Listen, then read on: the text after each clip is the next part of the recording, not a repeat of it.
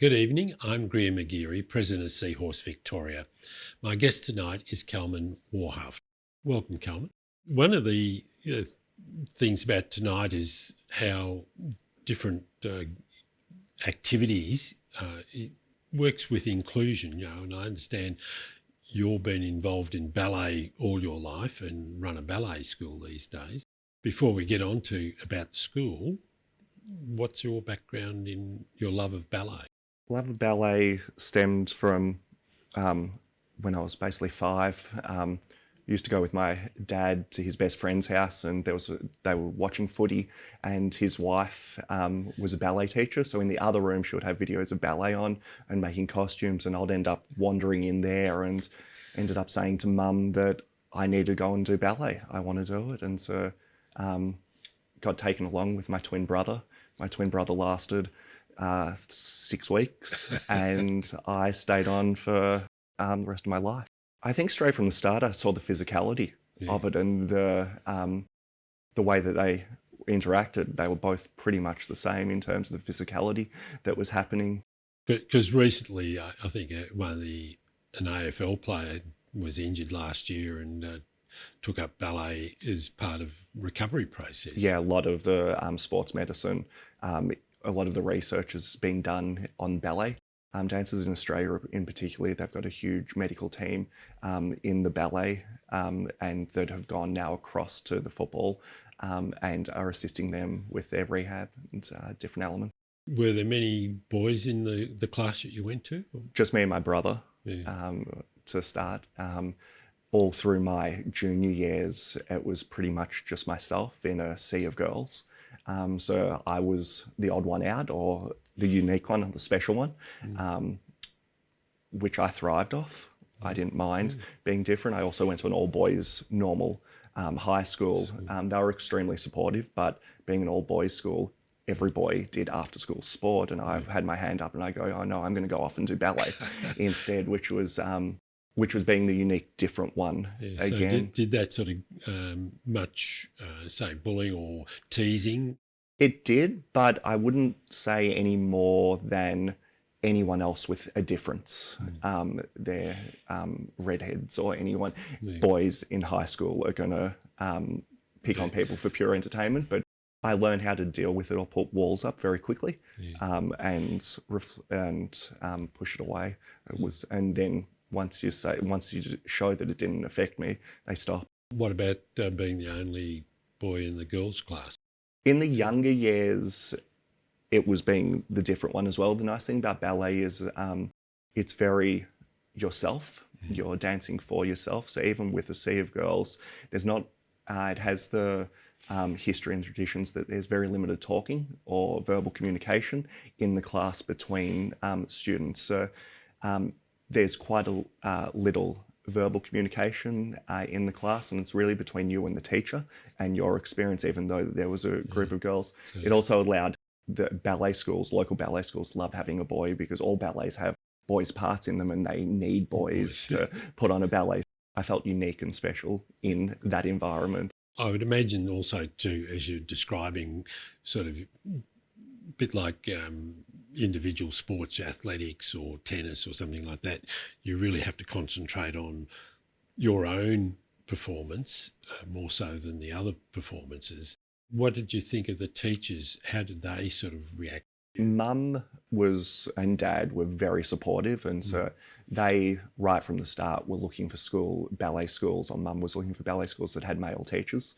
And so each school they went to had a male teacher in it. So there was always someone to look up to, I suppose. And because of that, you could see a pathway of where this could lead. Getting towards the end of your schooling and ballet, what thoughts were going about what do I do when I leave school? Basically from the age of 6, 7, I knew that I wanted to be a professional dancer. And so I think most people that do come into the world of ballet and follow it through have got very determined mindsets. A lot of them are that A-type personality, and they like that perfectionistic world. They like their rules and regulations. So I put my blinkers on and said, I'm doing this. if people are going to talk me down or get me down or get in my way, I'll just go through them or around them. How do you transition from sort of amateur ballet school dancing through to getting into a professional life? You've got your community little dance schools around town, which I started at, and then you'd go to full-time training. So I auditioned for the Australian Ballet School, which is our joint to the Australian Ballet, which is our national company here, and they ended up taking, I think, 6 boys into my first year level there, and I think 15 girls at that. And so it was the first time going into the Australian Ballet School where I'd finally found my tribe. For one, it was from being the special one always everywhere else, or the one who was different or unique, being with people who had the same belief systems and the same work ethic and the same love of the art form. Finally felt included in this beautiful little tribe and found my place. What sort of success did you have once you got into the ballet school? It was a 3-year full-time course at that stage. We got scholarships and different things throughout that time. But the real success, I suppose, is at the end of who gets jobs out of that. And so I luckily graduated and went straight into Sydney Dance Company with Graham Murphy and Janet Vernon. The ballet school is the ballet school of the Australian Ballet, but and ballet is based, or when it was codified and classified back in the French and Italian courts, it was based on army traditions and different martial arts or fencing and different things. So the first rank in a ballet company is the corps de ballet, or which is based on the corporals of the army. Everyone needs to look the same, be the same height. I'm extremely tall for a ballet dancer. So I had this inkling the whole way through the course that that's probably not going to be my trajectory going into it. And luckily I went to Sydney Dance Company, and Graham Murphy and Janet Vernon took me on board, and their lovely contemporary dance company was based on uniqueness. And Graham always said he loved painting with or choreographing, and then I used the word painting with as many different colours. We had extremely tall people, extremely short people. He loved everyone's uniqueness. A nice sort of professional career. How long did that last for? About 6-7 years. Is that fairly typical? Now dances are lasting longer. But normally 4, 5, 6 years is the typical dancer. Some can last into their 40s. Obviously, you get to that point and you think, well, where do I go from here? Lucky enough, in my first couple of years with Sydney Dance Company, Graham gave me all these amazing roles to do. So I started ticking these boxes that from 6 that I really wanted to do. I got them very early on in my career, dancing Sydney Opera House, dancing at the Arts Centre, travelling internationally. So then I suppose once that was all done, it was a bit like a death. I had to work out what was going to happen next in my life. And I thought, because there was that primal instinct of dance and I love it, might as well, why not pass that on to the next generation? What we might do is bring in a couple of people from your school one at a time to talk about the development of the school and the things like that. So the first one we'll bring in is Elizabeth Lane. Sounds wonderful. Welcome, Elizabeth. Thank you. Kalman, when you were setting up your school, what were the ideas that you were thinking about in the way that you're going to run it? My first thought was everyone should have a right to dance. It being that primal instinct of humanity, I wanted to be an inclusive space. And Elizabeth, when you obviously had a fairly long lifetime love of doing ballet, when did you first really get to take it up? Only after my gender affirmation. I was from a family that had very strong gender stereotypes. Girls dance, boys play football or whatever other sport. So it was something that I really could not do as a child, and I did not feel I could do as an adult. After I found my gender, I then started looking at it, and probably about a year after I'd done that, I was like, I really, really want to go. I didn't know what I was going to be facing. I wanted to turn up and dance. So did you just sort of randomly pick a school to go to? Yeah, I picked the one that was close to home and had what looked to be a good adults program. I swear where I met Kalman. He was one of the instructors at school. And what I liked about Kalman was he actually spent the time to say, oh, you're doing this wrong, and give a reason why. adults that choose ballet have very clear mindset of why they're there. They are, for want of a better word, overachievers in their everyday life, and they like working towards things and seeing improvement. Giving them goals to work towards is an essence of everything I think that we do as a teacher, is moving that carrot always a bit further away from them and showing them a pathway to get there, or trying new pathways. So as Elizabeth said, that she took it up after her gender affirmation. Did you sort of have any issue with that when she came along? No. What do you think about the other people in the school? Possibly. Everyone's got their different opinions. Nothing obvious in having a trans person coming to the school? Well, it's just a person. Yeah. It's, as I said, that sense of diversity, and I think I learned it through at Sydney Dance Company with Graham and Janet, having a wide range of humanity and diversity to move with in a room is a positive. You've got more ingredients to cook with, more colours to paint with. Everyone's a person. Everyone has that right and need, I feel, to move their bodies and express themselves. Yeah. So Elizabeth, did you sort of sense that when you first went along? Well, I'm just another girl. I walked in as one of the other girls. I don't think I told you I was trans for about a month or so after. I think it came up in the conversation. But I was just, all I wanted to do was dance, and the girls were all great. I never had an issue. I mean, we often get there early on a Saturday and have a big social catch-up for half an hour in the dressing room. The acceptance of me being me was just great. So, with the combination of it, Elizabeth being, say, much taller than the average woman, did that sort of present an issue in the way you taught classes? No. We've got different sizes, both height and width, people with different injuries, people on different ends of the spectrum, so everyone's included. It is a individual art form first, and so you have to learn the steps and all of the dances or enchaînements first for yourself before it starts a group setting. When we get into choreography, there is placements around the room that we do, sometimes like height orders or different things in, and everything's adaptable and changeable. Art and performing art has to go along with that. Yeah, you obviously being one of the taller ones there, how did you sort of sense that inclusion? I was just another student. I tend to be quite adventurous, so when Kalman asked us to, if we don't do stuff in the centre and we're going to go off in groups, 2s and 3s, I don't want to be up the front, going first, even when I shouldn't have been, or didn't know what I was doing.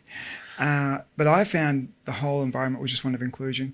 The only real difference is when we do the performance, Kalman, I know I'm centre back, got it. Because I am the tallest by almost a head. I'm really taller than a lot of the other girls. But that's literally about it. I mean, Kalman tends to play people to their strengths. And so being centre back, I'm a bit of a linchpin to basically centre the whole stage, as it were. Is that how you look at your choreography for your things to really work out the strengths of individual? I think you have to. Always play to people's strengths in order to create an inclusive environment. We don't really need to tick boxes, and we don't have a education program where we're getting certified or degrees through it. It's there for the holistic approach. So that allows us to move wherever we need. Having Elizabeth in a classical ballet piece centre back to form a shape or a pattern works beautifully. If it was a contemporary piece, she might be down the front or rolling on the floor or flying upside down. So it depends what genre we're moving into with our dancing as well. I'm sure Elizabeth loves rolling on the floor. What are the challenges that you found in actually getting around to being able to do ballet? In fact, I've never danced as a child. The dance is a relatively new thing to me. I only took it up, as I said, after my affirmation a few years back. So the hardest thing is actually, and also my lack of patience. I'm certain Kalman will testify to this, when it's like, I'm trying to do something, it's been 2 months, why have I not got it yet? Whereas someone else who's done it as a child walks in, they remember it in 2 weeks and they move up. And it's just this, my age has been probably my biggest barrier. The other thing too is, like, for example, things like turnout and other things where as a child you develop it. Mine was not done till an adult, which is, any adult would have that as an issue though. You say you didn't dance as a child, and I always debate that with you. Every child dances. You dance in the womb, hearing life outside, and you see the newborn, preborn baby moving around dancing. So everyone dances, everyone moves to music. That is dancing, in my opinion. Ballet codifies, and it's been classified in that way of these strict rules that some people are attracted to. You touch on a very interesting point there, so that when you have an adult who really hasn't done any formal training, dancing, coming into later in life, how does that impact on the way you teach somebody from like that who hasn't previously formally danced? Adults bring with them a lot of life's baggage and physical limitations through that. So each class needs to have enough room for adaptation for each individual in the class, and allowing for that space for them to explore different ways of moving within the rules and regulations that ballet has. It's interesting how you keep saying about the rules and regulations. It does sound like that military It setup. is, and it's through history, the way it's coming up. Generally, boys and girls' classes are split in a professional setting and in a professional education setting, and then a company setting that males do one class, girls do a different class, because of the way their bodies are built and the aesthetic that wants to get created. But at our school, everyone dances together because I wanted that sense of inclusion. Does that inclusion really gel with you, Elizabeth? Yeah, I'm just one of the people there. Also, when you see other people who also mature age come in and they have the same issues I have, that made me feel a bit better. Okay, right, it's not just me, it is part of being an adult. One thing I like most, which I know Kalman does, is he might sit down and come up to me with somebody, okay, you're not doing this right, or you're not doing that. And he tends to try and go to everyone, I've seen it in the class, and give them something that, okay, you can work on this. And if he gives me something to work on, that'll be my focus. Try and get that right tonight. And it's good to see that, from both your point of view, that having somebody who's trans come into it is not an issue, and that's really important. What I'd like to do now is to introduce somebody who is also a class member, unlike Elizabeth, did have some formal training at the beginning, and that's Tania Prentice. And thank you, Elizabeth, for joining us in the conversation. Welcome, Tania. Thank you, Greer. Lovely to have you join us in the conversation. What love of ballet, or what got you into ballet in the first place? Many, many, many years ago, my father was a musician, not a musician who learnt to play, but from the heart. And he could pick up any instrument and play it. And when he played, I danced. And I started doing that very, very young. Then one day, a lady came from the Australian National Theatre Company and was raising money for scholarships or whatever. And my mother said, "Oh, do you have a school?" And she said, "Yes, we do indeed." And my mother said, "Well, I think my daughter should go." And that's how I started. And it was the joy of my life. With getting into a school at a young age, and what was your experience within the school? Well, it was a little bit difficult because my English was not that great, and I was very, very young. Ballet back that would have been in the 50s, was very, very different, and it was a very different world to what it is now. So basically, many years were spent just learning to point your toes and do pliés and the basic things, but we were very fortunate. The National Theatre did incorporate musical comedy. It incorporated opera and drama. So as we grew and the company grew, we were able to perform in all sorts of things. So as a very little one, I I think we opened the Sydney Mire Music Bowl with Swan Lake, and I was a page boy, so it's a long stage to walk across. But then we went on and did things like the Student Prince with a musical comedy, and of course ballets were needed. And so we got to meet people, artists that came from overseas. So as a young teenager, I spent a lot of years, television. The National Theatre was probably the only one. We had a show on Channel 2, and they were dreadful. When I look at the videos now, I don't even want to show them to Kalman because, my gosh, ballet has changed. So you've had that really lovely experiences with that. Was there any other sort of negative aspects that you touched on? Look, there was a lot of jealousy.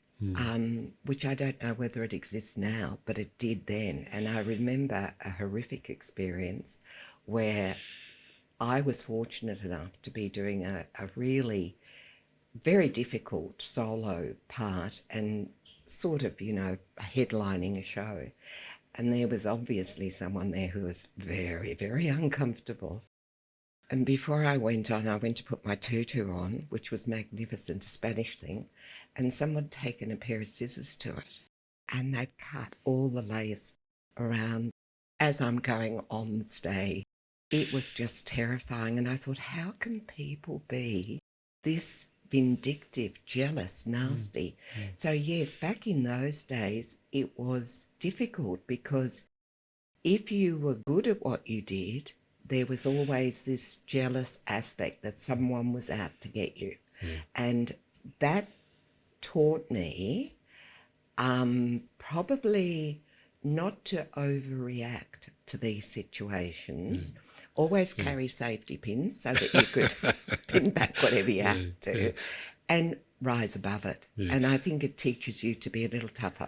Going into a professional career, for how long did you have Well, a it couldn't professional be too professional because I was so young and I had to get Actors Equity permission to be paid my 2 shillings a week, which it was back then. And then, I don't know, I got married.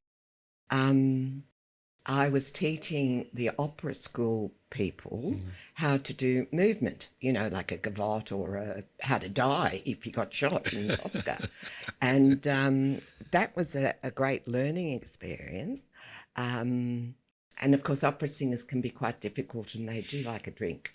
So it's very true. So like you've gone off to have a family and So a big I long met break. someone there who was on a scholarship, got married and had a family. After many, many years, and hopefully the kids are off your hands and things like that now. So you decided you're going to come back and do some dancing again. How did you go about looking for a school? Look, it happened quite accidentally and there was a 55-year break. So this is where we come to a whole different topic of conversation, which is people, well, particularly Kalman here, who affords us the opportunity at a mature age, and whatever shape you are, whoever you are, to find a common ground in ballet. Because art is a leveller. Art isn't who you are or what you are. It's your emotion and your ties to the art. So you don't actually look at people and classify them in any way. You look at the heart, the music, and the interpretation of it.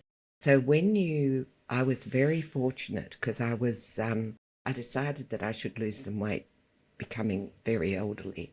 And I went to Pilates and I must have been doing something with my hands. And the girl said to me, "Have you done ballet?"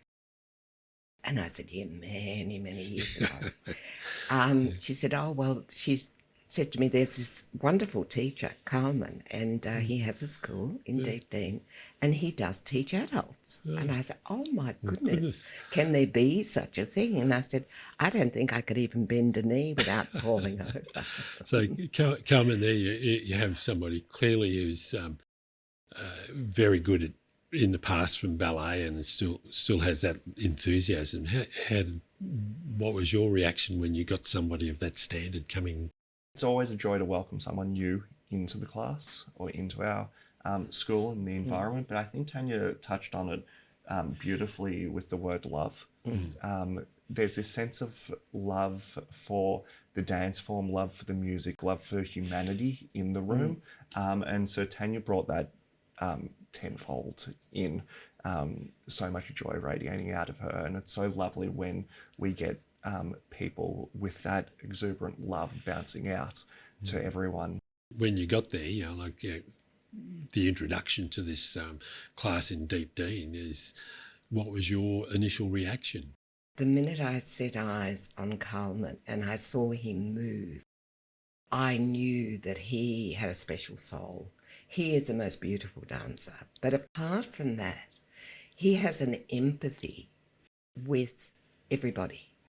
And it doesn't matter your shape, your size. I mean, you get to this age, you're in your 70s, and you're going to put on ballet shoes. You've got to be pretty brave. But he just welcomes everybody, and we could laugh. His catchphrase would be, "This is your class, not mine. Do what you can, and what you can't, don't." So what you find, you have an aura, you have a room full of people, all different shapes and sizes and ages, because some of us oldies have to contend with, the very slim, gorgeous, and we try to not look, So there is this big mirror which gives you a shock, because when you look at it, you go, "Oh my God, that's not me." But he manages to keep a straight face, which is absolutely Well, everyone's wonderful. I think everyone's harsher on themselves than anyone else, because you don't look around the room being harsh on people, but you see yourself in a mirror, and the mirror's very historically been there that you should look at it and criticize yourself and then fix it as quick as possible and change it. But hopefully the space, and coming back to dance, it's being able to look in the mirror and find that love, I suppose, of yourself as well. You've got to love yourself as well. And that, I think, is developed with Tanya amazingly. You go to a different headspace. This is what happens. I think art is a leveler for everybody, anybody. And you never go into a situation where there's a common passion, like we all have of ballet, and you never look to criticise and you never look to judge. You gather that emotion between all of you, and it's like holding hands. So inclusion, it's inclusive, and that it's everybody and anybody. And, we have men in our class, we have, big women, we have those that are trying to lose weight like me, and we laugh a lot. So we have not only a common interest in what the music does to our souls, because even when you look in the mirror, it's almost like a Giselle thing where you can see back into the past of who you were. And the fact that you can touch that with your soul amongst all that group of very mixed group of people is a wonderful thing. And it takes the word ballet and the word going to class to a completely different level. Thank you for having a conversation with us tonight, because inclusion and being made to feel welcome in any activity you do is extremely important. And so thank you, Kalman. Thank you, Tanya. And of course, thank you to Elizabeth for joining me in the conversation tonight. Thank you so much. And thank you very much. I'm Greer McGeary. My guests have been Kalman Warhaft, Tanya Prentice and Elizabeth Lane. Thank you for watching Ben TV.